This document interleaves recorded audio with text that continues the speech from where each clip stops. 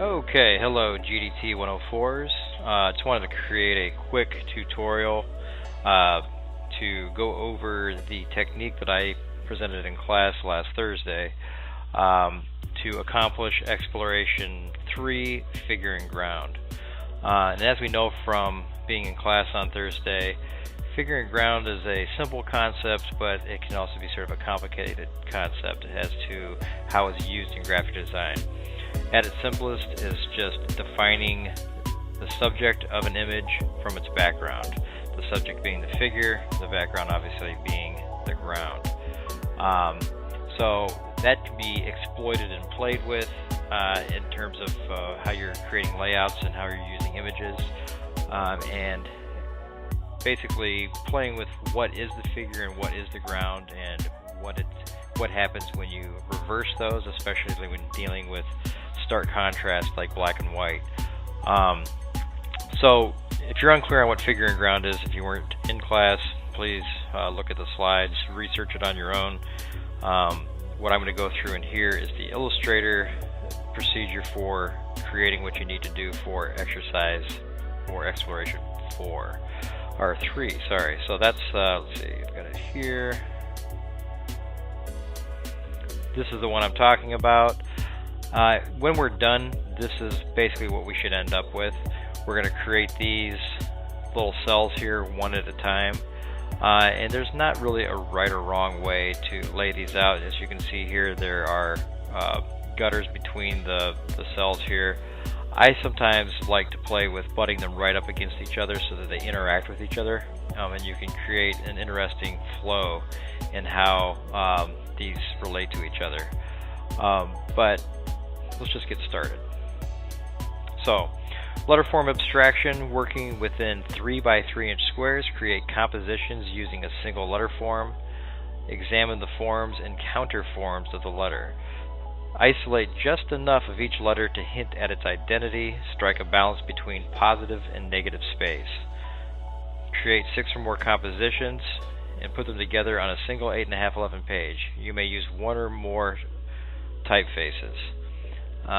So these are what are approved typefaces. You'll notice that there aren't some of the crazier ones or the less liked ones like Comic Sans, Papyrus, because we want to use established typefaces and explore the form that way. So I'm going to go ahead and launch Illustrator. There we go. Alright, so we're going to create a new document.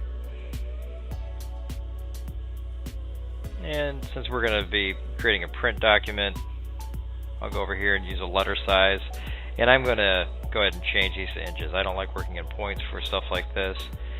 And for what I'm going to do, since I'm probably going to do 9 of these, I'm going to choose a landscape document because that's going to work better. Actually, let's make this, no, whatever, we can size the artboard later. Let's just get down to the first one. Create. I'm going to turn on my rulers. Command R. Don't really need them here, but I like to have them on. Remember, we've got our properties and layers panels.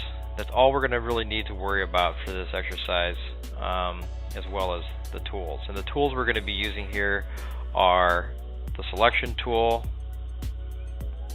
the direct selection tool maybe, but we really shouldn't need this if we're going to be doing this correctly, and the type tool, as well as the rectangle tool. So remember, if you're following along with this, if you haven't done it at all, if you weren't in class Thursday, just rewind for any steps that you miss.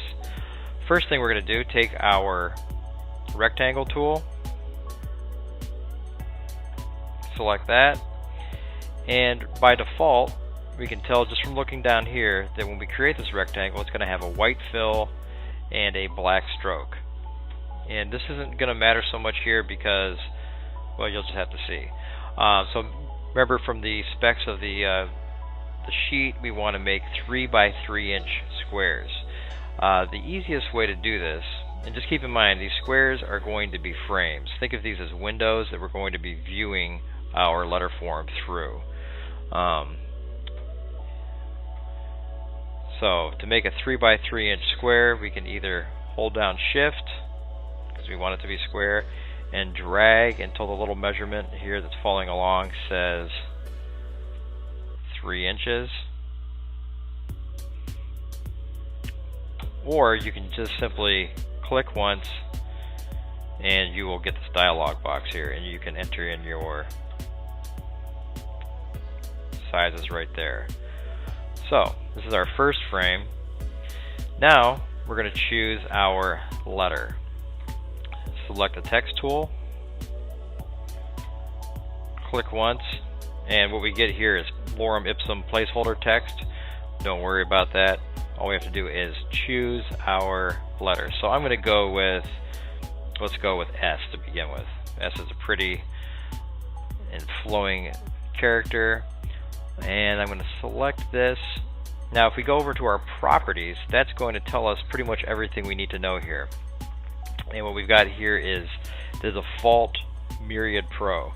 Now to me, Myriad Pro, it's fine, but it's not very exciting. I want to use something that's a little bit curvier, so to speak. So let's pull down here, and now we can see all of our potential fonts here and examples of what they look like. So let's see, I'm just going to choose something I know I like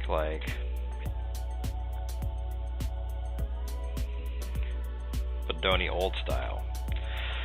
So to make this larger, because obviously, remember, we want to obscure a lot of the character and reveal some of it, we could just up the point size here, and it's going to get bigger and bigger, but that's going to take forever. So the easiest way to do this is then to just, with the selected, come over and select our selection tool, and then we get our little anchor points and handles that can allow us to resize this. Now, of course, we always want to hold down Shift no matter what we're resizing, because I can always do something like this or whatever, and that's ruining the font. So Command Z. I'm just going to make this larger, and I'm just going to kind of put it over the box. And remember, I'm concerned with what's in the lines. And then remember, we could go to our rotate tool over here, but we can do a lot just with the selection tool. So if we want to rotate this, just come to the outside of the corner till we get this little boomerang arrow, and we can start to play with this. Now, I'm going to play with this more, but this is a good start right here, because what we're going to do to obscure what's hanging out over the window here is we're going to make a clipping mask. And this is going to be done through a combination of the layers, and so let's go over to layers. This is all in one layer, and remember, in Illustrator, layers are made of sublayers. Anything you put on a layer is going to be a separate sublayer. So right now, based on having these two things, we should have 2 sublayers. Let's see if I'm right. And I'm right. So we want to make a clipping mask, and a clipping mask is simply taking one shape and basically creating a window from that shape that you look at something else through. So you can use a clipping mask on a photo, on a graphic, on a piece of text, anything. But the most important part of that is that the shape that's going to be used as the window, in this case the square or rectangle, has to be on top of what you're hiding. Think of it as a piece of cardboard with a hole cut in it, and we want to look through that hole at something. So of course, if we want to look through that cardboard, it's got to be on top of that object. So right now this would not work. So the first thing I'm going to do is take the rectangle and drag it over the S. Okay, so remember, this rectangular square is filled with white, so it's opaque. Can't see through it. That doesn't matter. It can be anything we want. We can fix it later. What matters right now is that we select both of these things, and I'm just going to drag over them. It's a little marquee with the selection tool, and they're both selected now. Let me get this back on here, and then we're going to make a clipping mask. The easiest way to do that is with both of these selected, right click, make clipping mask. Boom. Now it's how we want it. Now what if you've got a square and your character here and you want to show the boundaries? What are you going to do? Well, let's look up at our layers panel, and you can see things have changed. Those two objects are now contained in their own sublayer of this layer called clip group. Can't see the rest of it, but it's a clip group. So if we expand that, now we've got what we had before. And what we're going to have to do, we might not be happy with how this S is displayed. We might want to change the colors of these things. We might want to make the S white and the box black, and play with this relationship throughout our composition.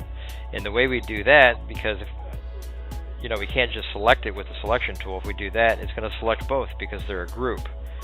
But in the layers, we can select things individually using these circles. If I click this big circle or the top circle, it's going to select everything, and we know that because of the little blue boxes that indicate that they're selected. But if we click off, everything disappears. And if I wanted to just select the S, I go over here and click here on the circle, and now just the S is selected. And with just my regular selection tool, I can now move that S around within the box. So I can do something like this.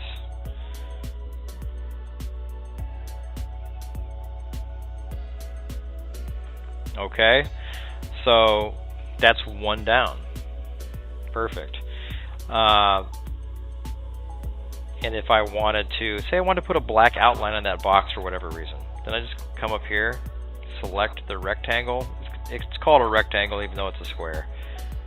Now that's selected, and we can look over here, and now we see we have no stroke, no fill. It's just a path, just a vector path with no information attached to it. But I could click on my stroke here, bring it forward, and select black, and by default I'm going to get a 1-point stroke, and there we go. And later on I might want to get rid of this, might not, whatever. Right now I'm going to keep it. So that's one of these down. Now let's go ahead and make another one.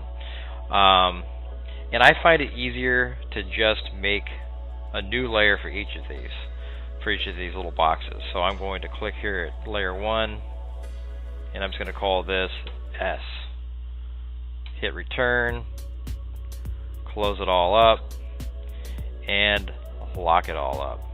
So now you see when I try to do anything, I get this little pencil with a no symbol next to it. So now I'm going to make a new layer, and we're going to do it all over again. So I don't know if you noticed, but when I did the first one, the hierarchy of the sublayers depends on the order that I create them in. So if I want to not have to move stuff around like I did before, putting the rectangle on top of the S or whatever letter I choose, then I would just make the letter first and then the box. So let's do that. I'm going to stick with this font for now. And let's see, let's choose W. So I've got the W, and we could even expand this just to see what's happening while we do it. We've got our W here, it's got its own sublayer, obviously. Now come back to our rectangle tool, choose that, click once, it's got the same measurement we put in before, it's always going to retain that, hit OK, and we've got this box here. And it's black this time, doesn't matter, it just retains the traits of whatever we had here. And the first thing I'm going to do is bring it over here. Now you see this little pink thing popping up here in the middle? That's called a smart guide, and these basically help you line things up quickly. So what this is telling me is that this is exactly lined up with the other box next to it. And what I'm going to do here is I'm just going to reverse these. I'm going to apply a black stroke and get rid of the fill, and I can do that just by swap fill and stroke or hitting X. There. Now I'll be able to grab my W. Of course, I could also do that just by clicking here. And let's see, I'm going to hold down Shift, make this something. Let's try that. And now I don't have to change any order of the layers. The rectangle's on top of the W. We're good. All I have to do is drag and select both of these, or I could hold down Shift and click, click. Holding down Shift allows you to choose more than one thing. And now, what do I do next? That's right, make a clipping mask. So we right click on these selected objects.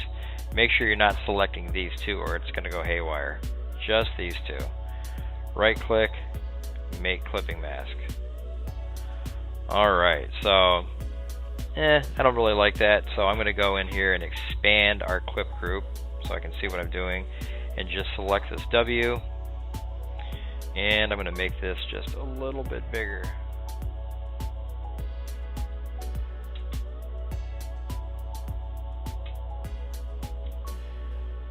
And I'm going to even rotate it a little bit in here.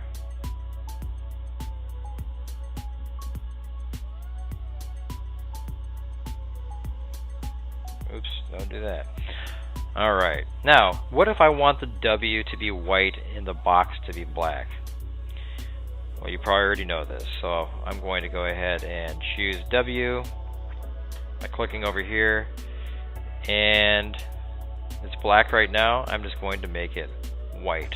So make sure that your fill is in the foreground. Click white. Didn't disappear, it's just white. Take our rectangle, which is empty, and make sure that the fill, which is empty, it's got a no applied to it. So we'll make that white. Oh, I chose the wrong thing here. Let's see. Somehow that backfired. Choose W, make it white. Oh yeah, that's what I did wrong. Now we're going to choose our rectangle and make it black. I got my my wires crossed there. So now we've got this. So this is where it begins to be sort of fun to play with. So I'm going to close this, and this is W, so I'm going to name that layer W, return, lock it, and I think what I want to do, actually I'm going to unlock it, and I'm going to move this right over next to this one.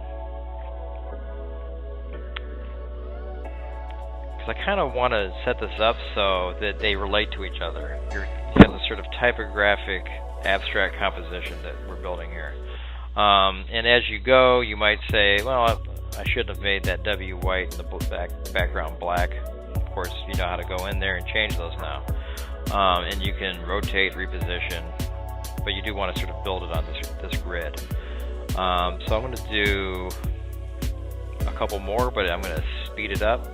And if you have any questions on this, of course, back up to where I made these two.